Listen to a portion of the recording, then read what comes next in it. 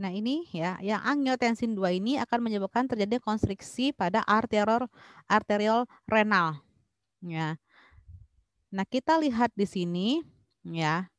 Tekanan darah tadi sangat erat kaitannya dengan cardiac output dan arter prekapiler.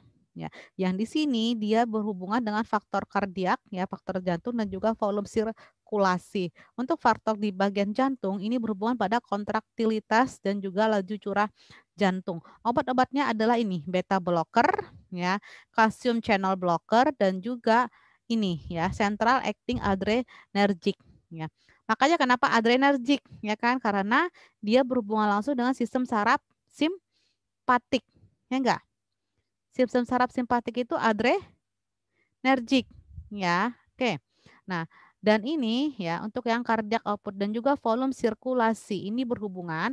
Selain itu juga ada hubungannya dengan pengatur kadar garam dan juga aldosteron, ya. Makanya kalian ada baca kan renin, angiotensin, aldosteron.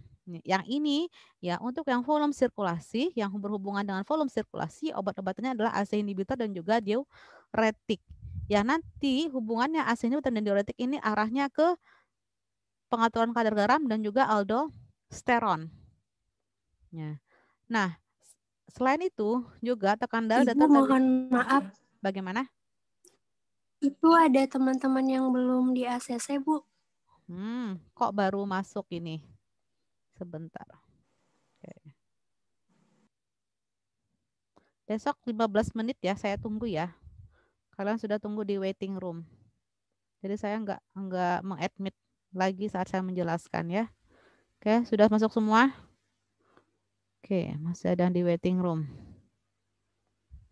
Ya, oke. Nah, ini yang untuk ya arter prekapiler ya, ini berhubungan dengan hormon ya dan juga simpatetik di periferal, dari reseptor simpatetik di periferal.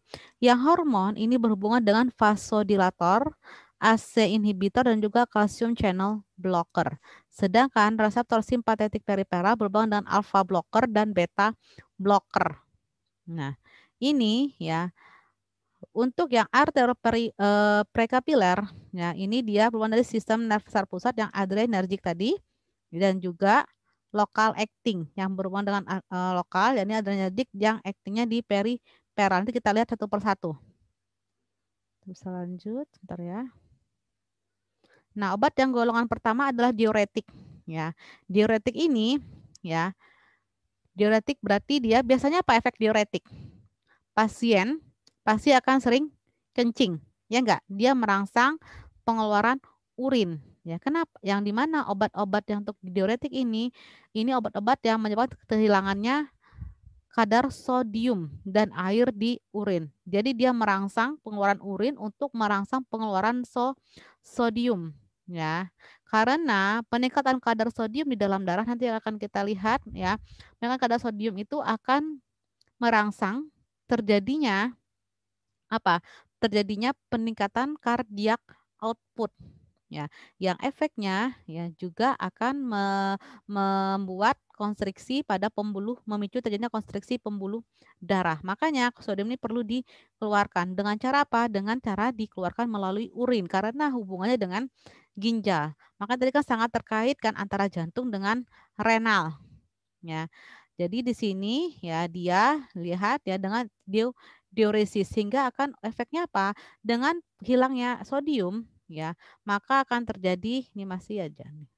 Oke, maka akan terjadi penurunan kardiak output ya.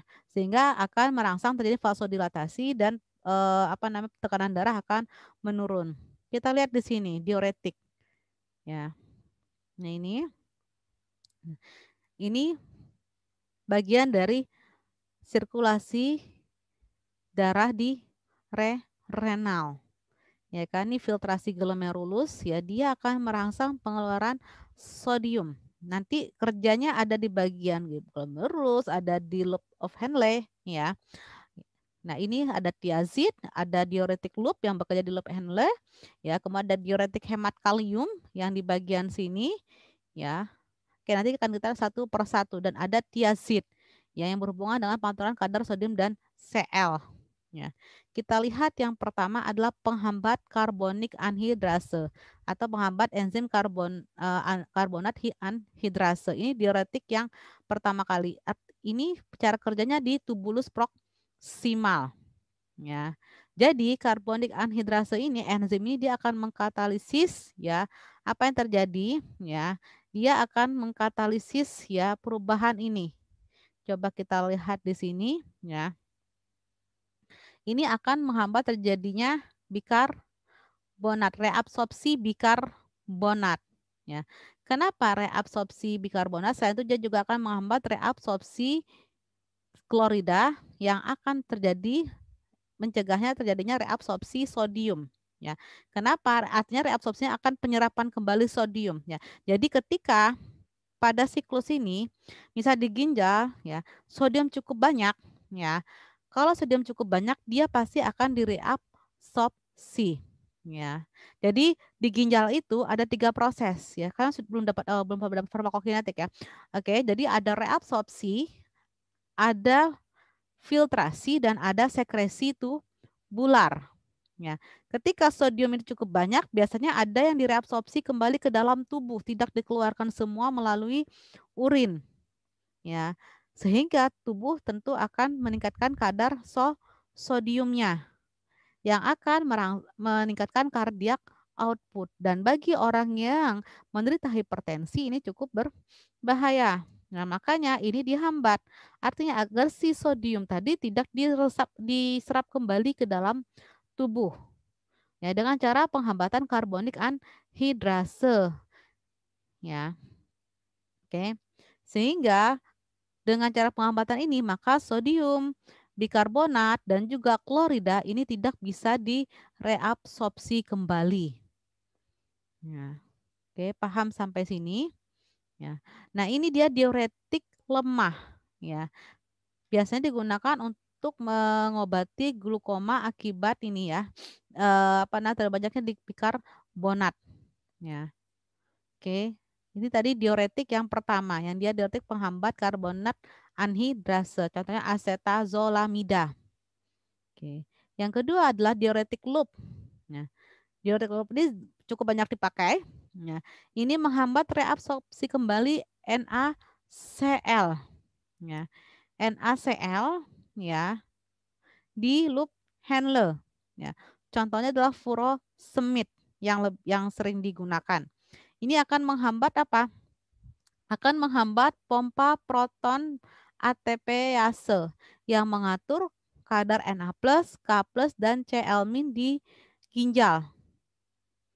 Ya. Ini yang diuretic loop. Ya. Nah, di sini ya, kita lihat di sini.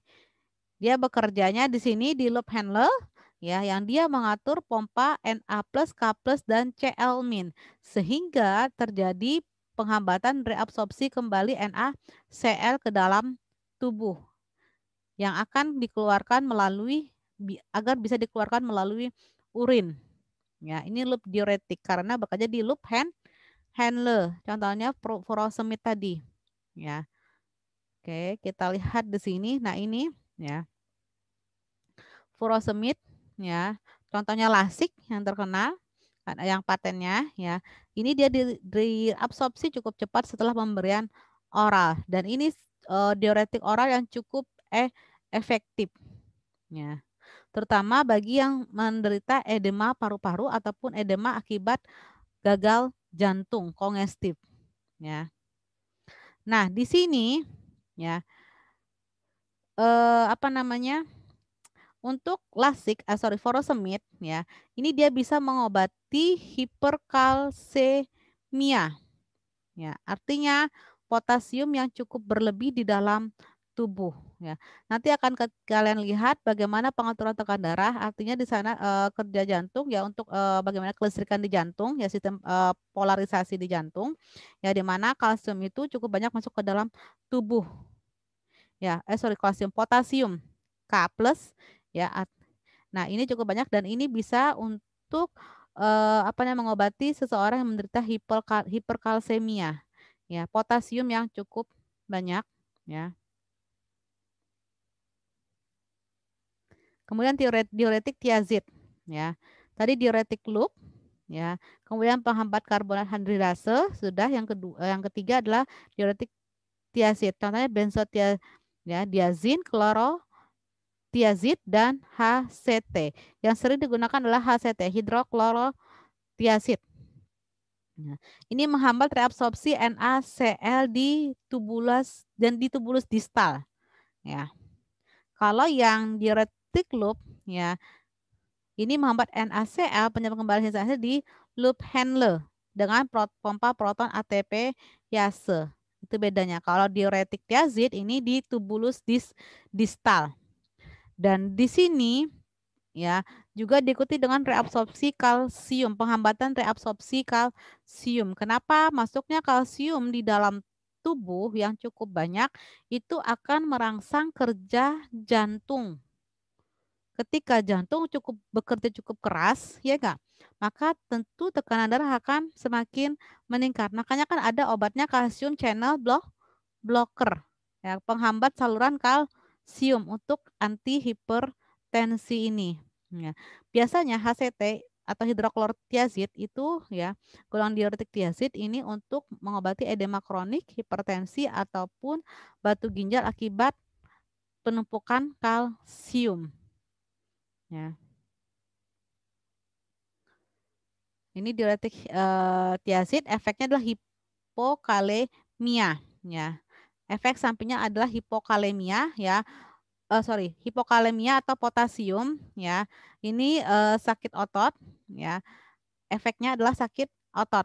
Ya. Kenapa? Karena penurunan potasium, kadar potasium di dalam tubuh. Ya. Juga hiperlipidemia, hiperglikemia.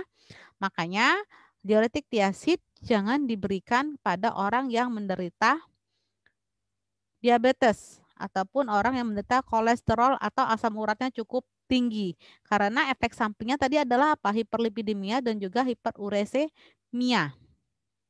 Ya. Oke, ini diuretik tiazid sudah 4 obat ya. Ada 3 obat ya, diuretik tiazid, diuretik loop, dan penghambat karbonat anhidrase. Ya. Selanjutnya adalah antagonis aldosteron atau diuretik hemat kalium. Diuretik hemat kalium atau potasium. Potasium kalium sama ya. Contohnya trispironolakton atau triamteren. Ya. Nah, kita lihat di gambar tadi. Nah, ini diuretik hemat kalsium dengan penghambatan aldosteron. Oke. Diuretik hemat kalium. Ya. Ini akan meningkatkan hilangnya sodium dan menurunkan hilangnya potasium. Ya. Meningkatkan hilang, artinya sodium dikeluarkan dan potasium itu apa? Diuretik hemat kalium, potasium itu dihambat pengeluarannya. Biasanya ini dikombinasi dengan obat diuretik lainnya untuk untuk mengurangi udem ya pada penderita yang sudah hipertensi. Kalian bisa lihat seseorang yang apalagi ya orang yang menderita hipertensi cukup lama kemudian ginjal biasanya kakinya bengkak udem. Ya. Makanya biasanya diuretik itu biasanya sering diberikan pada pada penderita hipertensi. Ya. Oke, tadi obat yang golongan pertama diuretik. Selanjutnya obat ACE inhibitor. Ya. Ini berhubungan dengan renin angiotensin, ya. Oke, kita lihat renin. Tadi saya sudah jelaskan kepada kalian, ya. Ini merupakan salah satu enzim proteolitik yang disebut juga dengan angiotensinogenase, salah satu protein ya, yang diproduksi oleh ginjal. Ya. Nah, di sini ya, renin itu dikeluarkan kalau terjadi penurunan tekanan darah arteri atau juga penurunan kadar potasium dan peningkatan sistem saraf simpatik. Artinya, ketika tekanan darah turun, maka renin akan diproduksi. Ya enggak? Ya. Ini. Ya. Oke. Kenapa? Artinya dengan produksi renin, maka tekanan darah akan meningkat. Ya kan? Karena renin itu diproduksi ketika tekanan darah dalam tubuh turun. Ya, atau terjadi aktivitas sistem saraf, peningkatan sistem saraf simpatik dan juga penurunan pada sodium. Ya. Sehingga efek renin tadi adalah peningkatan tekanan darah, peningkatan sodium dan juga apa yang terjadi? Peningkatan sistem saraf simpatik. Ya. Renin ini bekerja pada protein plasma angiotensinogen yang dia akan diubah menjadi angiotensin 1. Jadi, angiotensinogen diubah menjadi angiotensin 1 dengan adanya produksi renin pada ginjal. Oke. Nah, angiotensin 1 ini akan diubah menjadi angiotensin 2 dengan bantuan angiotensin converting enzim. Yang efeknya angiotensin 2 itu adalah untuk peningkatan tekanan darah. Oke. Makanya tekanan darah akan meningkat dengan adanya si renin ini tadi. Oke, sudah paham ya? Nah, jadi angiotensin 2 juga akan diubah menjadi angiotensin 3 ya dengan peptidase. Nah, angiotensin 2, angiotensin 3 akan menstimulasi aldosteron. Jadi aldosteron itu efeknya juga untuk peningkatan tekanan darah. Makanya tadi kan salah satu yang ini yang diuretik tadi, ya kita lihat sorry. Diuretik terakhir, nah ini diuretik hemat kalium. Dia antagonis aldosteron. Artinya aldosteron akan dihambat. Karena efek dari aldosteron adalah peningkatan tekanan darah, sama seperti adanya renin. Oke, paham sampai sini ya? Nah ini ya, ini dari ras fisiologinya. Jadi renin itu diproduksi ketika tekanan darah turun, kemudian penurunan sodium dan peningkatan aktivitas sistem saraf simpatik. Dengan adanya renin diproduksi oleh ginjal tadi, maka angiotensinogen akan diubah menjadi angiotensin 1. Angiotensin 1 dengan enzim ini akan diubah menjadi angiotensin 2 yang akan bisa mengubah menjadi angiotensin 3 dan bisa memproduksi aldosteron di mana efeknya tadi adalah retensi Na dan cairan dan vasokonstriksi. Dengan adanya vasokonstriksi maka tekanan darah akan meningkat ya. Oke, sudah paham ya jalur ini? Nah, makanya di sini kita lihat, saya lanjutkan saja ya.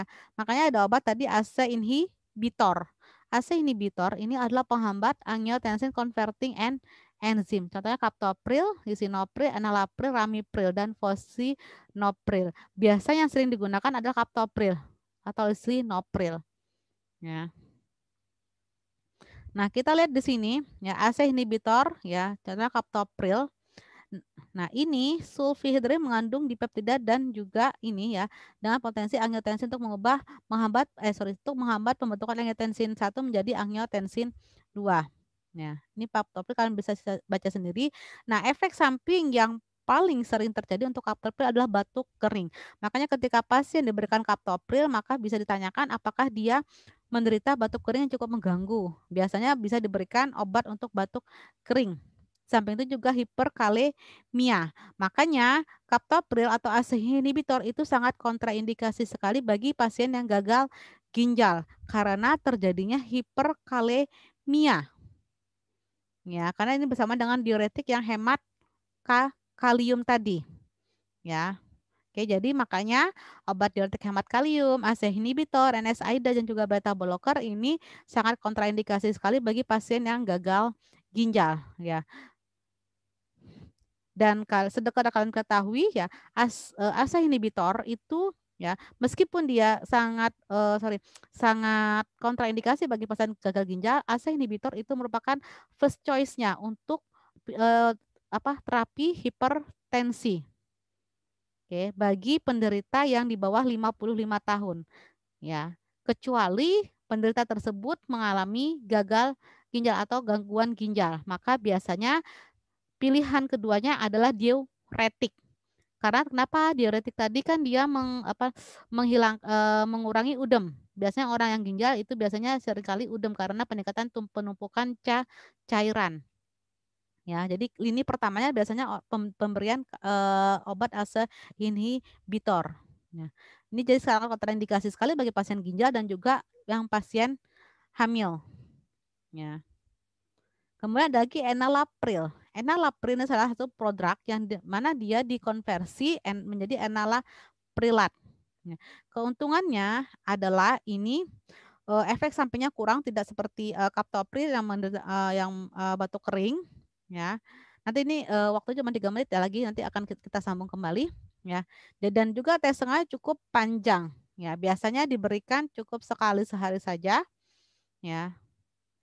Kemudian ada lagi ramipril. Ramipril ini juga cukup banyak digunakan bagi ACE inhibitor dan ini juga sama, dia merupakan suatu produk yang memiliki tes tengah cukup panjang. Biasanya diberikan juga sekali sehari.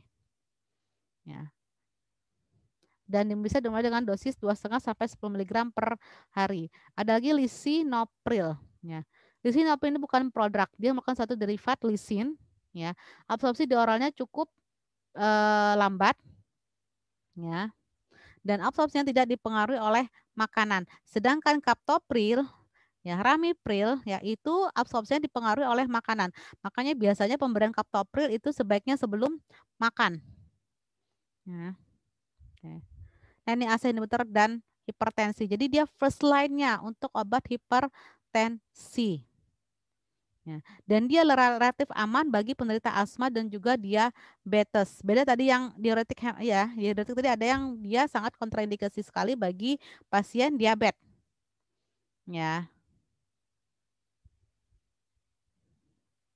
Nah ini ya, ACE inhibitor bisa digunakan juga untuk CHV ya, gagal jantung, infak miokard, ya nefropati diabetes ya, dan juga skleroderma ataupun profilaksis ya pada risiko kematian jantung tadi. Ya, oke. Ya, obat golongan yang ketiga diuretik sudah, ACE inhibitor sudah. Selanjutnya adalah penghambat reseptor angiotensin. Ya. Penghambat reseptor angiotensin ya. Ini ada angiotensinogen 1 dan angiotensinogen 2 ya. Contohnya di sini adalah losartan ya. Dia lebih spesifik pada angiotensinogen 1. Dia penghambat angiotensin 1 ya. Contohnya adalah tadi losartan. Ini merupakan antagonis kompetitif dan merupakan agonis inverse dari reseptor angiotensinogen 1 ya. Dan dia tidak ada hambatan pada ACE ya. Artinya dia lebih hanya di antagonis reseptor 1 untuk angiotensinogen 1 sehingga tidak bisa terjadi pembentukan angiotensinogen menjadi angiotensin 1, tetapi dia tidak ada pengaruhnya dengan ACE atau angiotensin converting enzyme atau angiotensin 1 menjadi angiotensin 2. Nah, untuk losartan ini batuk keringnya cukup rendah ya, karena tidak ada pengaruh dengan bradykinin dan juga yang lainnya. Oke, tidak seperti tadi captopril. Ya, selanjutnya adalah penghambat beta adrenergic ya. Sudah ada 4 obat yang ini dengan penghambat beta adrenergic. Ada 2 jenis ya. Ada 2 jenis, ini non selektif dan ada yang kardioselektif. Ya, untuk yang non selektif ini contohnya propanol dan metoprolol ya. Kita lihat yang pertama adalah di sini ya untuk penghambat beta adrenergic ya.